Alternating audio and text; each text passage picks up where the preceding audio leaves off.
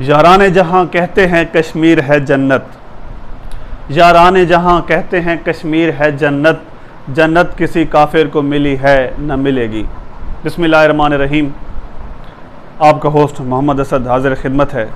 साथियों, आज मैं किसी ग्रामर के हवाले से नहीं बोलूँगा, बल्कि जहाँ मसला कश्मीर इंतहा को पहुँच चुका है, वहाँ हम अपने कश्मीरी भाइयों को इस बात का यकीन दिलाते हैं कि हम मुश्किल घड़ी में अपने भाइयों के साथ खड़े हैं और इस बात का अहद करते हैं कि हम इंशाअल्लाह भारतीयों के जुल्म और जबर से निजात दिलाकर ही दम लेंगे। कश्मीरियों ने अपने आज़ादी के लिए कई लाख कुर्बानियाँ दी हैं, लेकिन आलमी ताकतों की मुनाफकत की वजह से इस जुल्म और जबर में दिन ब दिन इजाफा हो रहा है। बल्कि कश्मीर, जिसे जन्नत नज़ीर कहा जाता था, को एक फ़ौजी कैंप बना दिया गया है। औरतों की असमत दरी की गई है, बच्चों पर मजालिम ढाए गए हैं। नाजिल कर अब ईसा को, अब भेज खुदाया मेहदी को। नाजिल कर अब ईसा को, अब भेज खुदाया मेहदी को।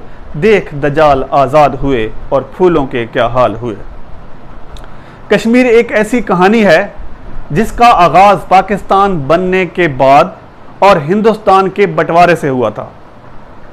ये मसला कश्मीर ही है जिसकी बिना पर पाकिस्तान और हिंदुस्तान में 3 होलनाक जंगें हुई हैं, मगर इसके बावजूद अभी तक ये मसला हल नहीं हो सका है और भारत के मुसलसल मुनाफकत और मनफी रवैये की वजह से इस मसले को हल करने से कासिर हैं।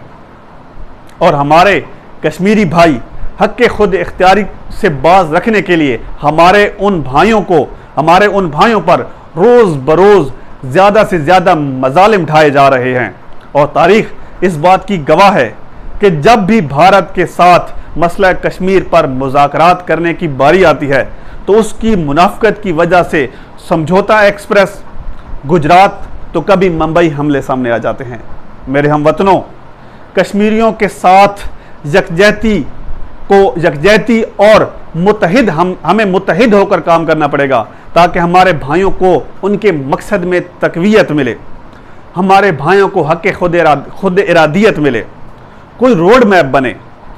मेरी अल्लाह पाक से दुआ है कि अल्लाह पाक हमें कश्मीरी भाइयों के साथ, हमें कश्मीरी भाइयों को आज़ादी की तहनीयत देना नसीब फरमाए। जुल्म फिर जुल्म है, बढ़ता है तो मिट जाता है।